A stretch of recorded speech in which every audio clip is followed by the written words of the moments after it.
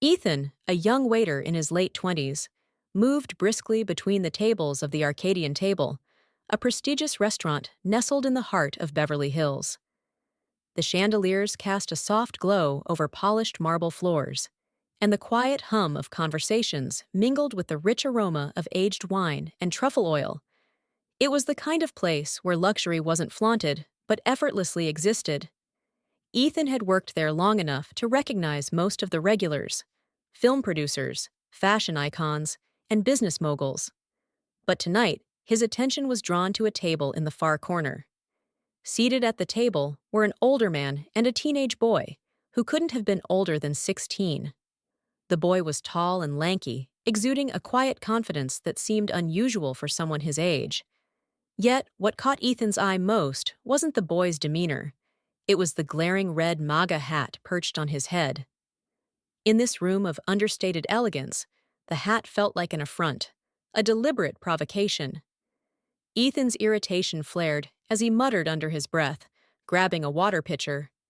His coworkers often joked about his fiery opinions, and tonight, that hat seemed to stir something deeper within him. As Ethan approached the table, the older man acknowledged him with a polite nod, but the boy remained fixated on his phone. Ethan placed the water glasses down with a little more force than necessary, the sound cutting through the ambient murmur of the room. His voice was sharp as he asked, "What can I get for you tonight?" Without waiting for an answer, he added, "Or does he," gesturing vaguely at the boy, "prefer to be served somewhere else, given the hat and all?" The room seemed to hold its breath. The boy slowly raised his head, his expression unreadable, and gave a slight nod toward the older man, who calmly placed their order without addressing Ethan's remark. Ethan walked away, his chest tight with a mix of satisfaction and unease. He had made his point, yet the boy's silence unsettled him. As the evening wore on, Ethan tried to shake off the encounter, but the air in the room felt different, as if his comment had shifted something intangible. Just as he began to relax, the restaurant manager appeared at his side, his expression grim. Leaning in close, the manager whispered words that made Ethan's heart drop. "That boy is Barron Trump, and the gentleman with him, Senator Alden Roy. They're here after a high-profile charity event. What were you thinking?" Ethan's blood ran cold. His earlier bravado crumbled as the weight of the situation sank in. "I didn't. How was I supposed to know?" he stammered, his voice low and defensive. The manager's glare was sharp, his tone clipped as he warned Ethan of the potential fallout. Ethan glanced back at the table. Barron sat quietly, his expression calm and composed, while the senator engaged him in a low conversation.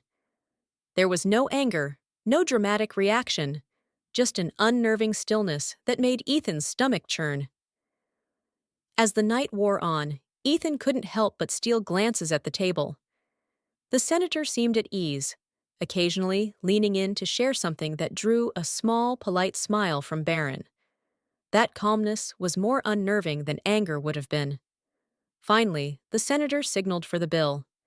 Ethan hesitated, his feet rooted to the spot, but a sharp nod from the manager forced him into motion.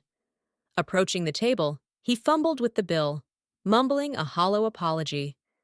The senator responded with a courteous but firm, "Thank you for your service tonight," his tone laced with subtle disapproval.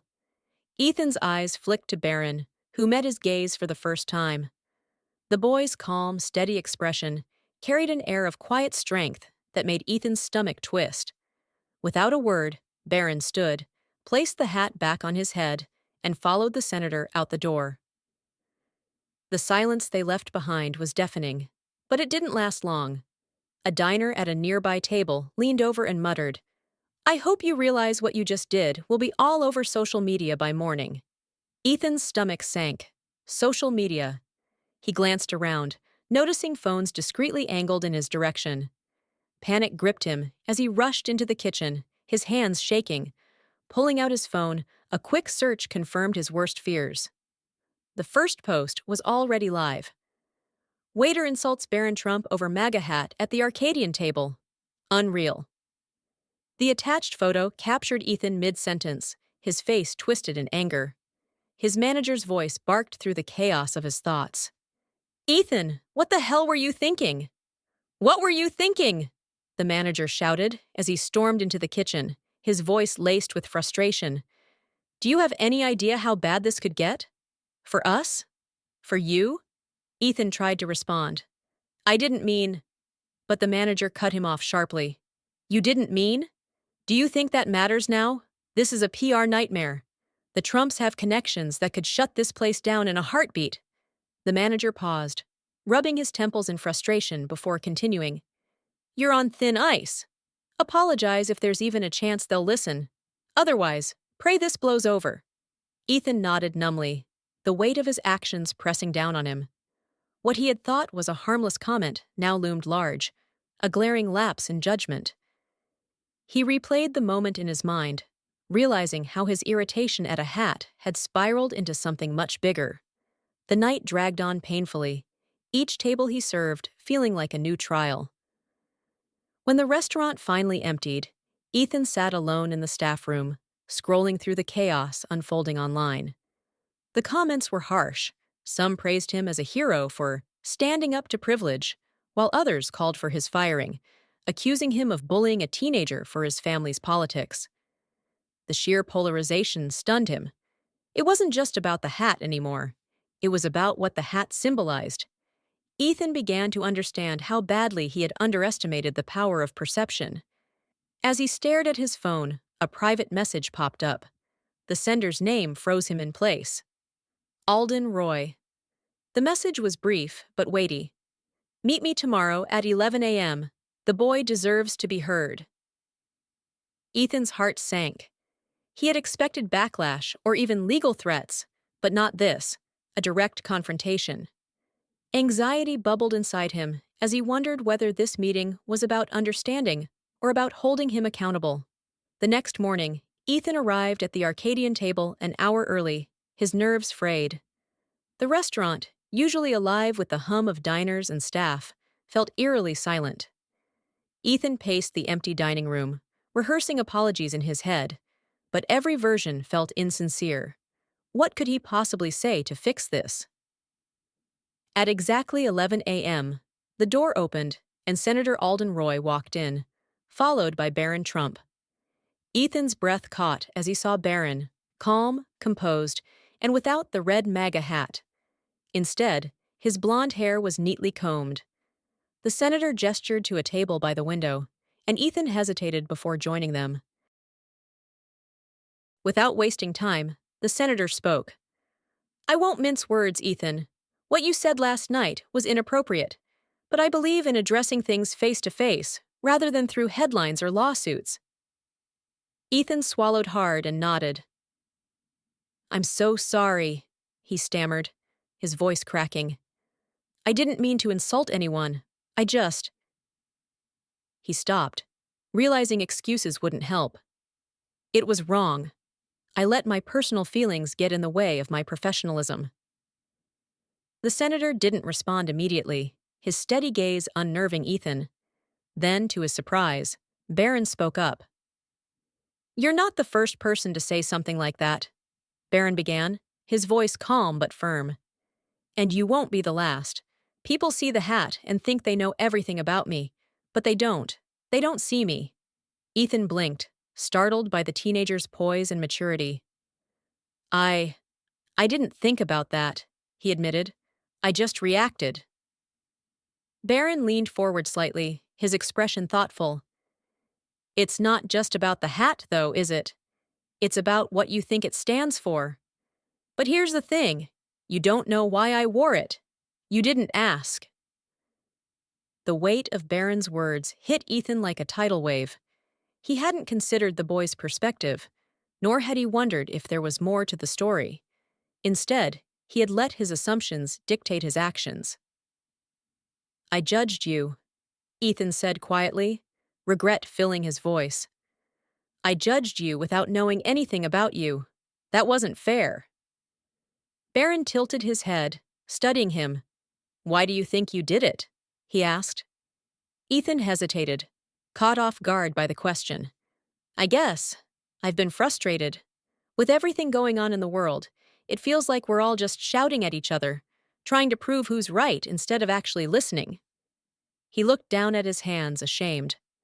But that doesn't excuse what I did. The senator finally spoke again, his voice measured.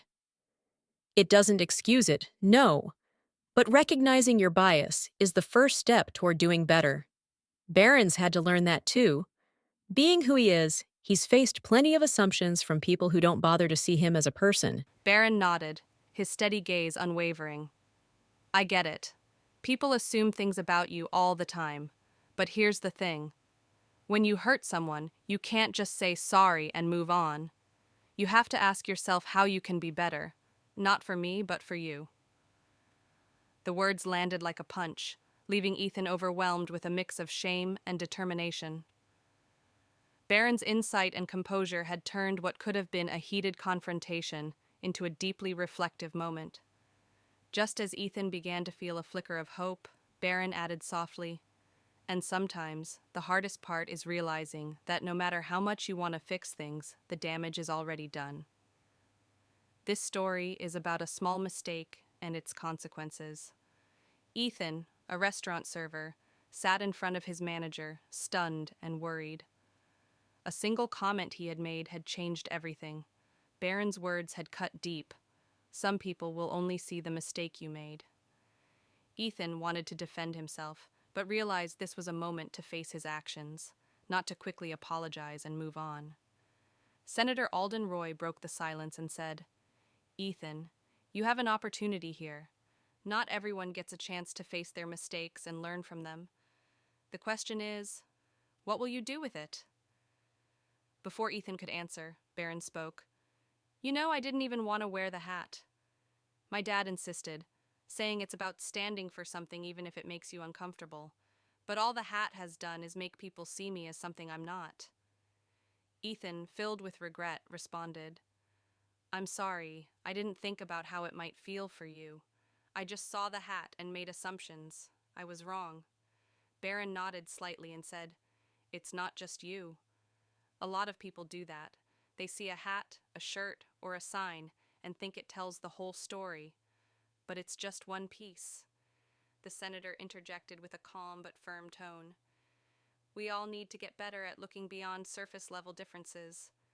What happened last night was a lesson. For you, for Barron, and for all of us. Now it's up to you to decide what you'll take from it. Ethan mustered his courage and said, I want to do better, not just for this situation, but for myself. I don't want to judge people without knowing them. For a moment, the room fell silent.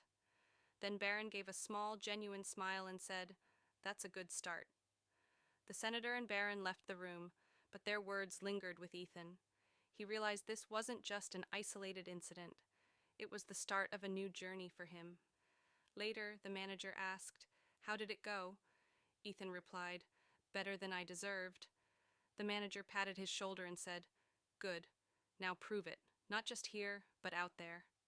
Ethan decided to take action. He signed up for workshops on unconscious bias and started having meaningful conversations with people from different walks of life. Slowly, his perspective began to change. Months later, while serving another table at the restaurant, a guest complimented his attentiveness. Ethan realized something had shifted, not in his circumstances, but in himself. He no longer saw people as symbols or assumptions, but as individuals with their own stories. As he cleared the table, he remembered Barron's words. How you move forward will show what kind of person you really are. Ethan smiled to himself, grateful for the hard lesson he had learned. Life often puts us in situations that force us to confront our biases and grow beyond them. It's not about avoiding mistakes, it's about learning from them.